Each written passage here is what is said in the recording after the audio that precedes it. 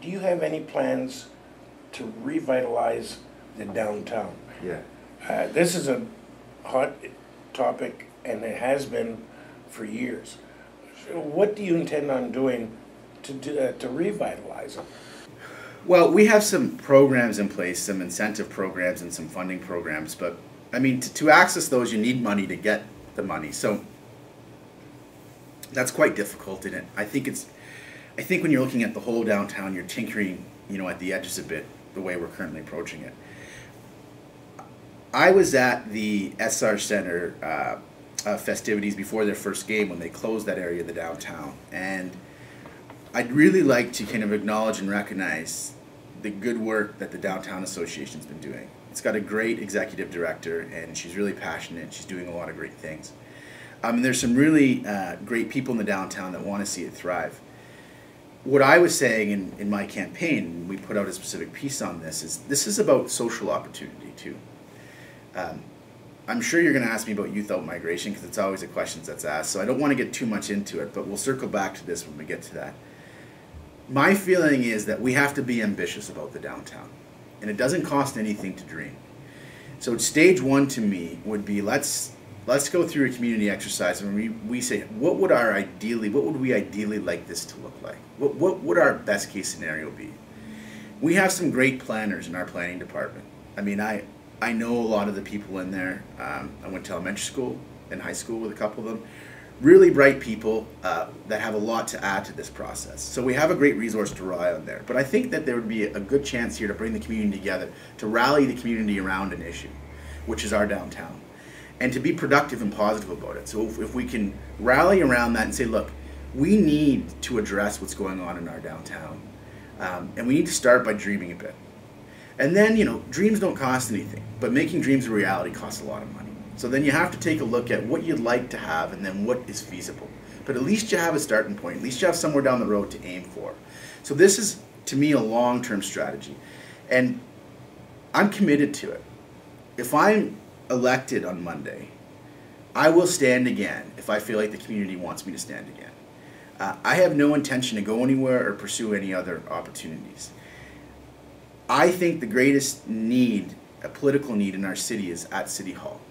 And this is a project I'd like to start and see through. So there would be a community-based exercise, that would take about a year, and then we'd take those ideas and we'd go to our planning department and we'd start a process of what is feasible, what isn't feasible, what we can do and how we can do it. But it has to be done. And it has to be done because every vibrant city has a vibrant downtown. And we have let it deteriorate. The city has. We have people out there fighting for it, like the Downtown Association. But the city let those PUC jobs leave. And the city doesn't exercise many control over jobs in the downtown core, but it could have exercised some control over those ones, and it didn't. We know we've had the hospital leave, right? So all those hospital jobs are gone. The PUC jobs are gone. We have a high school, which has always been a central part of our community there, is going to be leaving soon. It's going to be in a different part of the city. All of that has to stop. We can't sustain all the movement of this traffic out of our downtown core. I work downtown. I go there every day, and sometimes when you walk outside, there's not a lot of activity, and we need to bring it back. Okay. Well, I've discussed my vision for the downtown with a couple other candidates, and I visualize it as having musicians, artists. Not just the last block of the downtown between East and Brock, but all the way. Any musician that wants to set himself up, any artist that wants to set himself up, because noise attracts attention. And you take the Eaton Center. People love to shop inside Eaton Center, but people just love to sit outside and listen to all the artists outside. That brings people, especially tourists. If they're just going down Queen Street and they hear music, they're going to stop. They might stop. They'll probably stop. And that will bring business to the present business people, and might bring more business people downtown, because there's people going. Well, that's exactly what I'm talking about. Like I want to hear about that. Like I appreciate your vision, and that to me is a big part of the process. Is really giving people a chance to express their ideas, right? So, you know, if we go through that process and we have dozens and dozens and dozens of people that come and tell us what Mike told us, like, look, I want to go downtown and I want to see people, you know, playing some music, and I want to be able to sit outside, you know, at a patio, you know, on Queen Street, you know. So what can we do as a city to make that happen? Are there bylaws we need to change? Are there things we need to do to incentivize that kind of growth? But we need to go through that process and see, you have a vision. And I suspect very strongly that many people in our community do. So I want to give them the opportunity to express that. Crime rate. This city has a terrible record for the crime rate. It has a lot of break-ins, and I did a study on domestic violence a couple years ago that averaged 2 incidences daily throughout the whole year. And that's just the ones that are reported. How many aren't reported? What can we do to lower that crime rate? How can City Hall, Council partner with the police services to better that record? Well, I think you are seeing some community partnerships on Gore Street, and I think that's a positive project, and I'd like to see more of that. Look, crime is directly related to poverty. There's a direct relationship between those two things. So people that have less opportunity or are born in situations where they don't have the same kind of access to just meals and education and those basic necessities, you have a higher incident of crime. So it's one of the reasons why I do the work I do with United Way and try and raise some money, because there's a big need in this community, you know, and the middle class is getting squeezed, and it's getting tougher to make ends meet. So we have some talented people in City Hall working in the social service sector. We also have some talented people outside of City Hall in the community that work in social services. And the issue goes back to leadership. You have to put the crime rates on the table, and you have to say, look, the reality of our community is this. You know, we have this type of break-in entries, we have these type of assaults, and we have, relative to other communities, here's where we are. Why are we higher? Why do we have higher rates in these areas than other communities, and where are we doing better, right? But I was mentioned domestic violence. It's not directly involved with the economic. No. So I didn't appreciate your question was specifically related to domestic violence. Oh, okay, no problem.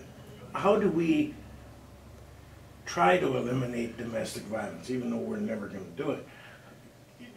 Is education a big factor there, not only for the victims, but for the police services also? Well, we have a new police chief, and it would be one of my first intentions would be to meet with the police chief and ask the police chief what support the city can give him and the department to address those issues. All of these things are very challenging and complex issues. Obviously, we would like there to be no domestic violence rate. But what you have to do, the first thing you have to do is understand where you are relative to other communities. And you can look at best practices. So if you have, like if we are high in that incidence, and you're saying we are, if we are high in that incidence, then what you do is you look at communities who are low in it, right? And then you say, like, how did they get there? How are they low? What are their demographics and socioeconomic statuses that would affect that?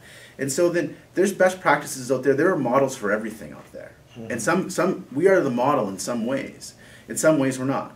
So if we have an issue like that we need to address, it's the mayor's responsibility to say, look, this is something that should be addressed. And then you put the right people on it. And you take a look at who's doing it well. And you know, you don't reinvent the wheel. You do it the way they're doing it. A little bit closer to home, Ward 1 in fact, and you're in Ward 2. Yeah. Ward 1 seems to have had that brown water problem forever. If you win this election, what do you intend on doing to force the PUC to rectify the problem yesterday? That's a great question. It's a fair question. Look, I've done a tremendous amount of reading on this issue over the last period, and it's a fairly complicated one. There are some different dynamics with our water supplies, groundwater supplies and surface water supplies. There are some different models from other communities who still use chloramine and other communities who use free chlorine.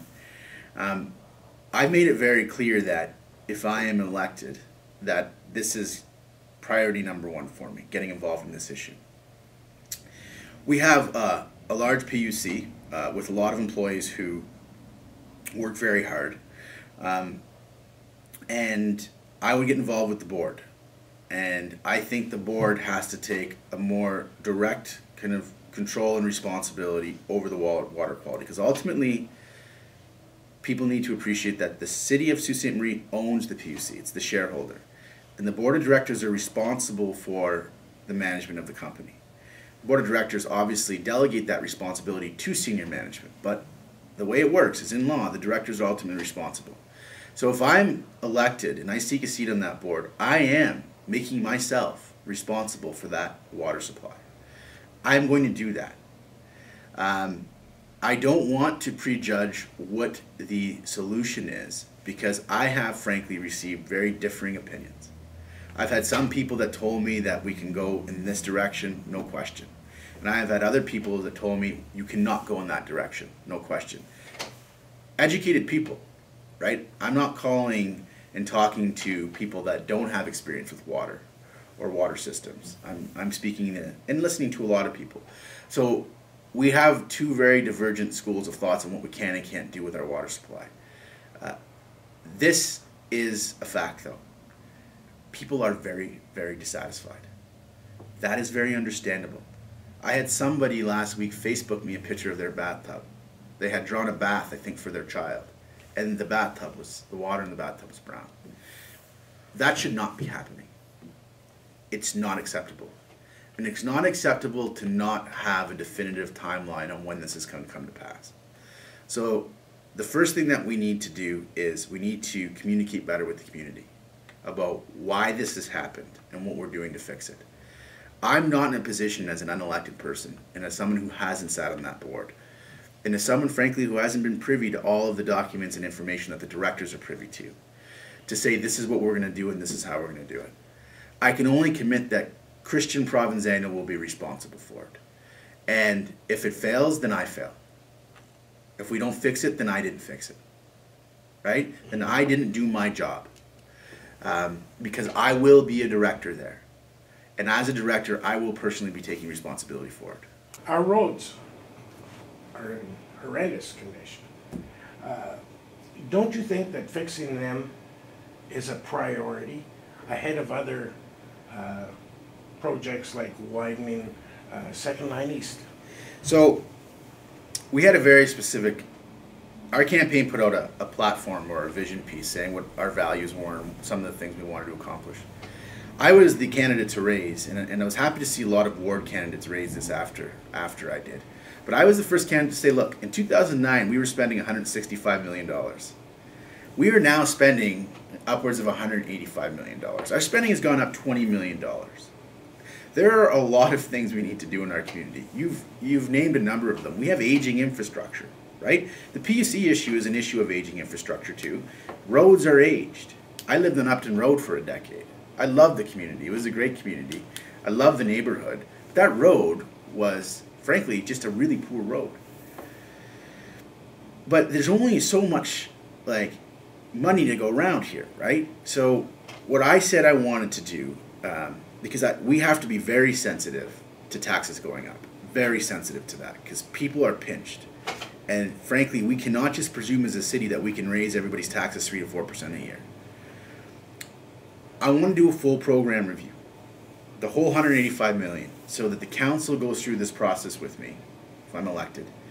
And it will give us all the opportunity to get right down in the details of it, and we can make a really good determination about how we're spending our money. I mean, a lot of people didn't know we were spending $100,000 on a lease in the Churchill Plaza for the library until the Chili Willy's issue came out, right? Mm-hmm. That's $100,000 a year. Over the last 10 years, it's $1 million. So The first thing to do is to really acquaint yourself with all the spending. Look for efficiencies, redundancies, things that might have made sense 10 years ago but don't make sense now, right? And the second thing you do is what you've landed on here is prioritization. What are the most important things we need to address? So once you know where it's going and you know where you want it to go, you have to make sure that those two things match up. So prioritization is a community process. It's not going to be Christian Provenzano saying this is the priority, right? This is how we should do things. It's going to be a matter of the councillors doing some work and really kind of getting a sense in their wards of what the priorities are, and then us setting them collectively. Are roads a priority? Sure. Completely agree. We have a lot of roads that need attention. And if you have a good plan, you can, rectify those things over time. But job one is spending assessment. Job two is prioritization. Everybody in the city has been touched by youth migration in one way or another. Sure. Even me. And that hurts. Yeah. Do you have any plans as to how to stop that migration and possibly have some of that youth come back? If I just look at my family, both my mother and my father's side, I have, there would be 12, 14, including me, there's 14 grandchildren. So I have 13 cousins that were all born and raised in Sault Ste. Marie. So I'm number 14. Of the 14 of us, 4 of us are here. 10 of us are in different parts of the country or elsewhere. So I don't think we're anomalous. I think it's affected most families in Sault Ste. Marie. And there's two things that you have to focus on and address. One is economic opportunity, which is a fancy way of saying jobs. And the second is social opportunity, which gets back to our downtown core, which is one of the fundamental reasons why I need to or want to focus on addressing it. I had a gentleman call me shortly after I announced, and I started talking about the downtown, and he said, look, Christian, he said, I want you to know that you have my support. He said, my son was home from university this summer, and he said he's not coming home next summer because there's nothing to do. And I have some close friends of mine that have left the Sault despite being employed because they couldn't find the social stimulation that they were looking for. So it's not simply a matter of having a job, it's a matter of having social opportunity. You need to be able to have spaces where you can go out and you could meet people and colleagues and socialize and meet a partner. I really applaud the Downtown Association and the vendors downtown and the business owners for trying to kind of create those spaces, and they're working really hard on it. When I was at that event that I was telling you about that the Downtown Association put on in front of the SR Center, dozens and dozens of people were walking up to me saying, if you're elected, we need to do more of this, and I completely agree. We need to have that activity that you talked about earlier in your vision for Sault Ste. Marie. So, we're not going to right the youth out migration issue unless we have a balanced approach and don't just focus on the economic side, which we do through our economic development, and which we could improve, but we have to focus on the social side. In my mind, one of the only ways the city could do that is bringing life to this downtown core. And we should really recognize, too, the great work happening in the old St. Mary's Paper area, in the Mill Market area. That's amazing. And that's moving out into the Canal District project. So there's some hope here, there's some future here, and we could have a really beautiful area there that frankly attracts a lot of people. Would you like to say something to the voters of Sault Ste. Marie? If I could just leave them with one simple message is that I think we've run a really honest campaign. I think we've showed that we will speak clearly and tell the community what we think about things. I think we've shown that we'll stand up for important issues to the community. And I want the community to know that I'm committed to this job. And if you decide that of the 6 candidates running for mayor that I'm the best candidate for the job, I will respect and appreciate your decision, and I'll give the job my utmost, not just for the 4 years, but I'll come back and I'll ask you for the opportunity to do it again if I feel like I've earned that opportunity, and if I feel like you'd like me to have that opportunity. And if you decide that that's not the case, I will respect kind of the decision of the voters, because ultimately the voters decide who the best person for the job is. I just ask everybody to take a good look at what we've said during this campaign, take a good look at how hard we've worked, and compare that with what the other candidates have said and what they've done during the campaign, and make your best assessment. And I trust the judgment of this community. Thank you. Thank you, Mike. I appreciate it. We've been talking to Christian Provenzano, candidate for mayor in October 27th election. It's Mike Russo for Sault Online.